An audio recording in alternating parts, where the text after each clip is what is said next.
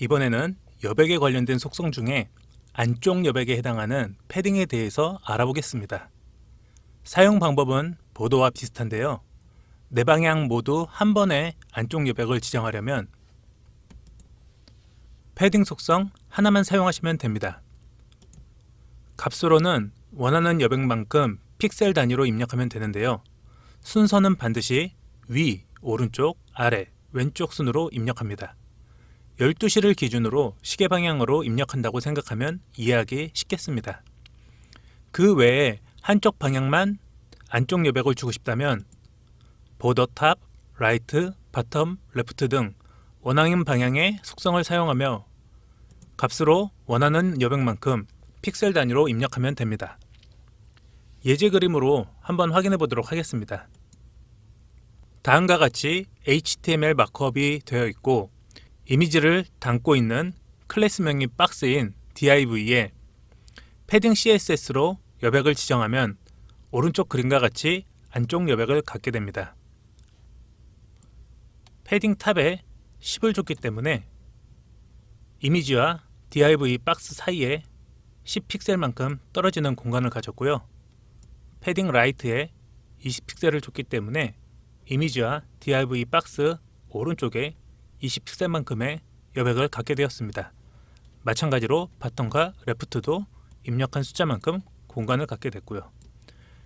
이는 div에 패딩 값을 줬기 때문에 div 안쪽으로 여백이 생기게 된 것을 확인할 수 있습니다. 그럼 실습을 통해 한번 확인해 보도록 하겠습니다. 앞서 작업한 로그인 에어리어에 패딩 값을 적용을 할 텐데요. 현재 로그인 에어리어에는 로고 이미지가 들어가 있습니다. 빨간색 박스가 로그인 에어리어고 안에 로그인 이미지가 있는데 로그인 에어리어에 패딩 값을 줬을 경우 안에 로고 이미지와 여백을 갖는 것을 확인해 보도록 하겠습니다.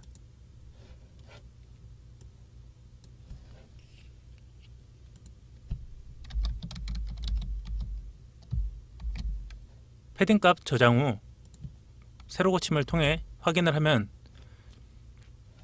새로 입력한 패딩 값 10, 20, 30, 40 앞서 말씀드린 대로 첫 번째 값은 위, 두 번째 값은 오른쪽, 세 번째 값은 아래, 네 번째 값은 왼쪽이라 결과를 보시면 아시겠지만 위에는 10픽셀, 오른쪽은 20픽셀, 아래는 30픽셀, 마지막으로 왼쪽은 40픽셀씩 떨어진 걸 점점 넓게 떨어진 걸 확인하실 수가 있습니다. 이번에는 4개의 값이 아닌 2개의 값으로 적었을 경우 어떻게 표시되는지 확인해 보도록 하겠습니다. 10픽셀 그리고 한 칸 띄고 40픽셀을 줬는데요. 이렇게 두 가지를 넣었을 경우 새로 고친 결과를 보시면 위아래는 10픽셀, 좌우는 40픽셀이 떨어진 걸 확인하실 수가 있습니다. 패딩 값을 2개로 입력했을 경우 첫 번째 값은 위아래에 해당되고 두 번째 값은 좌우에 해당이 됩니다. 마지막으로 값을 3개를 입력했을 때는 어떤 결과가 나오는지 확인해 보도록 하겠습니다. 첫 번째 10, 두 번째 40, 세 번째 30픽셀을 넣었을 경우 첫 번째 값은 위, 두 번째 값은 좌우, 세 번째 값은 아래의 값이 해당되기 때문에 보시는 바와 같이 위에는 10, 왼쪽 오른쪽은 40, 아래는 30픽셀이 떨어진 여백을 갖게 되는 걸 확인하실 수가 있습니다. 자, 이젠 패딩 값을 삭제하고 원래대로 되돌리고요. 이번에는 바로 구매 버튼에 패딩 값을 줄 텐데요. 바로 구매 버튼을 보시면 아시겠지만 버튼 모양의 글씨가 상단에 붙어 있는 것을 확인하실 수가 있습니다. 이는 상단에 여백을 줌으로써 균등하게 맞춰줄 수가 있는데요. 버튼 CSS에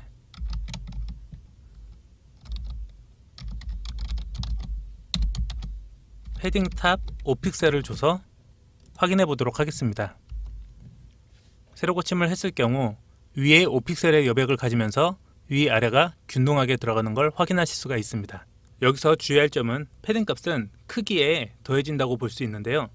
현재 버튼의 높이 값은 25픽셀을 줬지만 패딩 탑 5픽셀을 줌으로써 전체 높이가 5픽셀이 더해진 30픽셀이 된다는 걸 염두에 두셔야 합니다. 다음으로 여백에 관련된 속성 중에 바깥 여백에 해당하는 마진에 대해 알아보겠습니다. 사용 방법은 패딩과 동일하고요. 네 방향 모두 한 번에 바깥쪽 여백을 지정하려면 마진 속성 하나만 사용하시면 됩니다. 값으로는 패딩과 동일하게 원하는 여백만큼 픽셀 단위로 입력하면 되고, 마찬가지로 순서는 반드시 위, 오른쪽, 아래, 왼쪽 순으로 입력을 합니다. 그 외에 한쪽 방향만 바깥 여백을 주고 싶다면 마진 탑, 마진 라이트, 마진 바텀, 마진 레프트 등 원하는 방향의 속성을 사용하고 값으로 원하는 여백만큼 픽셀 단위로 입력하면 됩니다. 예제 그림을 한번 확인해 보도록 하겠습니다. 보시는 바와 같이 div로 박스 4개를 만들었고요. 각각 숫자로 1, 2, 3, 4로 내용을 표시했습니다. 클래스명으로는 박스 1, 2, 3, 4로 지정을 해줬고, 첫 번째 클래스를 선택하여 마진 라이트 값으로 20픽셀을 줬습니다. 첫 번째 박스에 오른쪽 마진 20픽셀을 먹은 걸 확인하실 수가 있고요. 박스 2에는 마진 바텀 10픽셀을 이용하여 아래 여백을 줬습니다. 그렇기 때문에 박스 2에 아래쪽 여백에 10픽셀이 먹은 걸 확인할 수가 있고요. 박스 3에는 마진 레프트를 이용하여 20픽셀을 떨어뜨려 줬고, 박스 3 기준으로 왼쪽에 20픽셀이 떨어진 걸 확인하실 수가 있습니다. 마지막으로 박스 4에 마진 탑을 이용하여 10픽셀을 줬는데요. 박스 4 위에 10픽셀의 여백을 갖는 걸 확인하실 수가 있습니다. 이거는 어디까지나 이론적으로 설명을 드리기 위한 거고요. 실습을 통해 한번 확인해 보도록 하겠습니다. 조금 전에 로그인 에어리어에 패딩으로 연습을 했는데요. 이번에는 마진을 줬을 때 어떤 결과가 나오는지 확인해 보도록 하겠습니다. 값으로는 마진 탑에 50픽셀을 주고요. 마진 레프트에 100픽셀을 적용하여 확인해 보도록 하겠습니다. 세로 고침을 해보면은 패딩에 같은 경우 빨간 박스 안쪽에 여백을 가져서 이미지와 빨간 박스 사이에 여백이 들어간 걸 확인하실 수가 있는데요. 마진은 바깥 여백이기 때문에 빨간 박스 바깥쪽으로 해서 위쪽으로 50픽셀, 왼쪽으로 100픽셀을 갖는 것을 확인하실 수가 있습니다. 이런 식으로 패딩과 마진의 차이점을 확인하실 수가 있고요. 마진의 경우 조그만 응용을 하면은 블록 요소를 가운데 정렬할 수 있도록 사용할 수가 있는데요.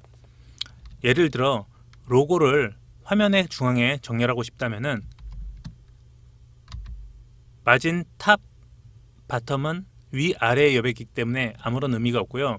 왼쪽과 오른쪽에 오토 값을 줌으로써 둘 다 균등한 마진 값을 배분하여 중앙에 배치하는 효과를 얻을 수가 있습니다.